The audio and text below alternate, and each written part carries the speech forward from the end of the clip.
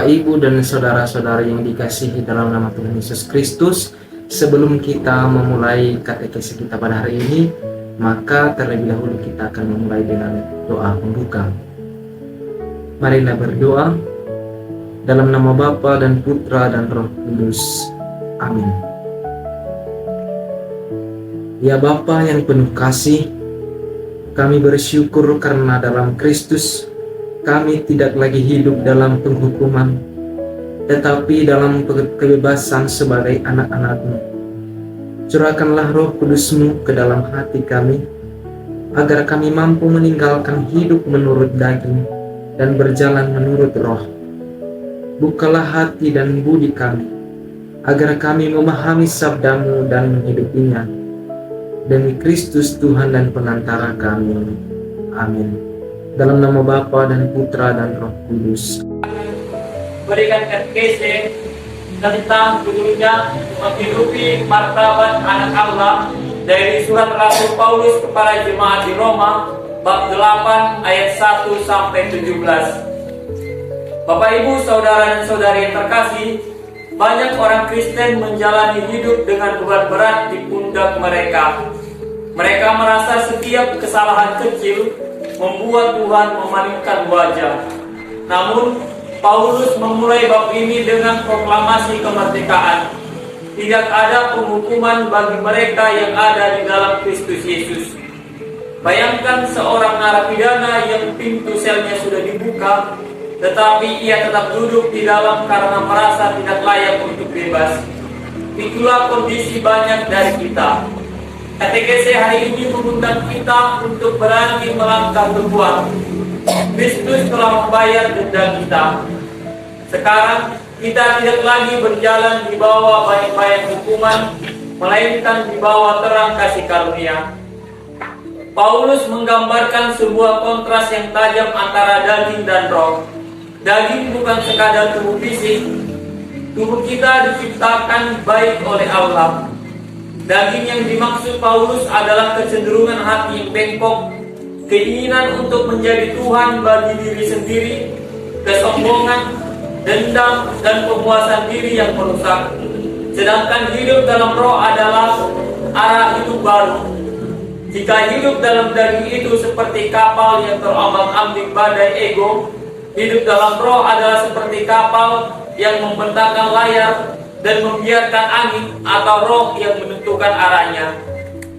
Paulus menyoroti peran Roh Kudus dalam kehidupan orang percaya, terutama dengan membandingkan hidup menurut roh dengan hidup menurut daging. Istilah daging muncul 10 kali dalam bab 8, sementara kata roh muncul 19 kali, menandakan kontras tajam, perbedaan tajam antara dua cara hidup tersebut. Paulus menegaskan bahwa mereka yang hidup menurut roh mengalami pembebasan dari kuasa dosa dan maut, serta memperoleh kehidupan dan damai sejahtera dalam Kristus.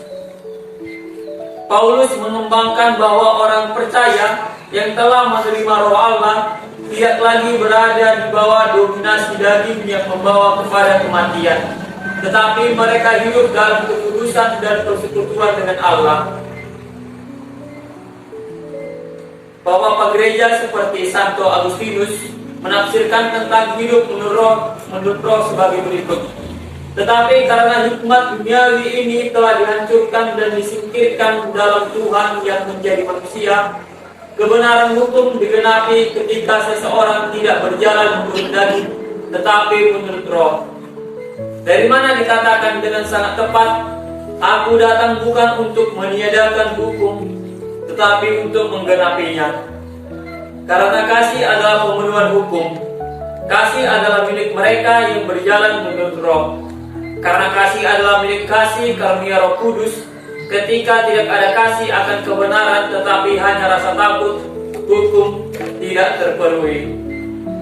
Sementara di tempat lain, Santo Origenes menafsirkan hidup menurut roh sebagai berikut. Mereka yang hidup menurut daging adalah orang Yahudi, yang menurut Paulus adalah Israel menurut daging. Mereka mengetahui apa yang termaksud dalam hukum daging, karena mereka menafsirkan hukum menurut daging.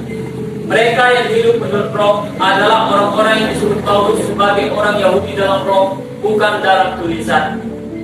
Bagaimana kita tahu kita sedang hidup dalam daging?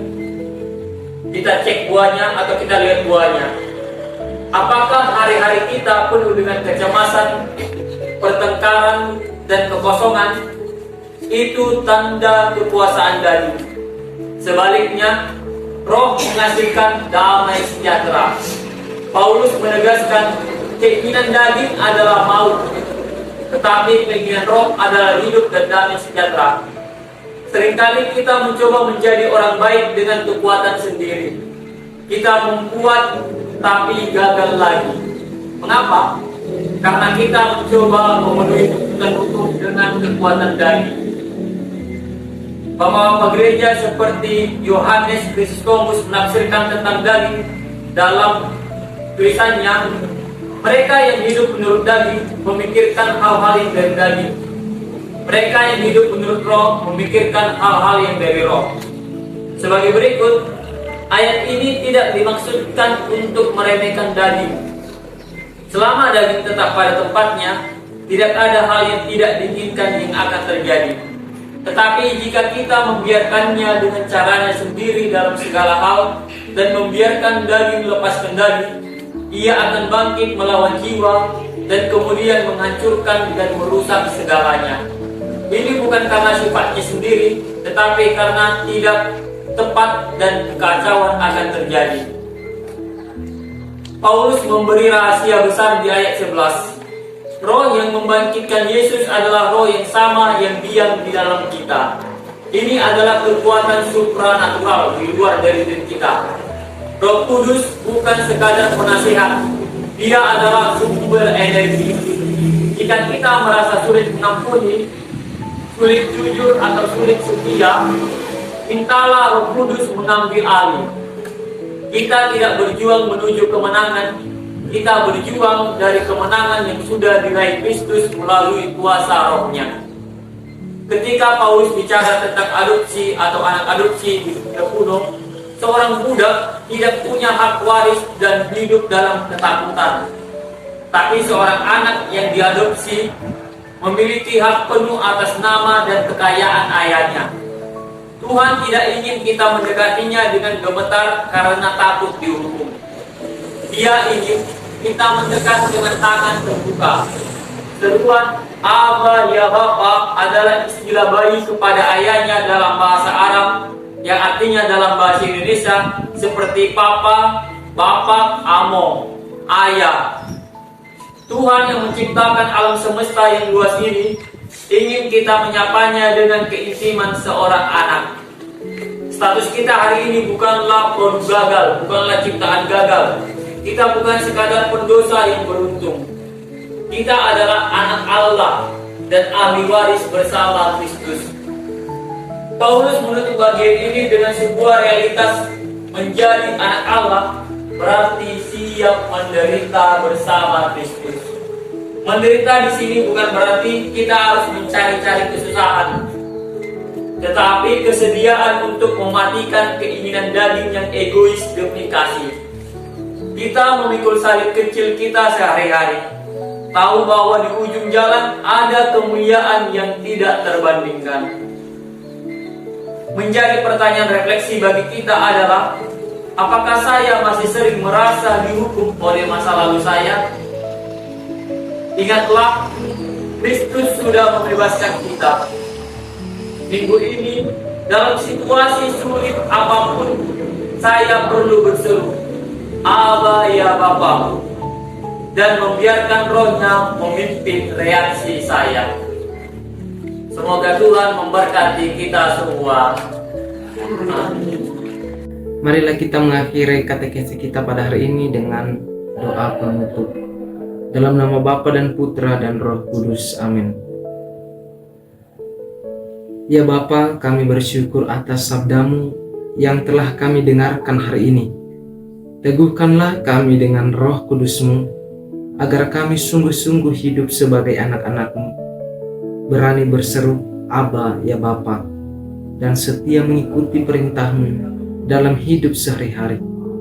Bantulah kami untuk hidup terus dalam damai dan kasih sebagai saksi Kristus di tengah dunia. Demi Kristus Tuhan dan Penantara kami. Amin. Dalam nama Bapa dan Putra dan Roh Kudus. Amin.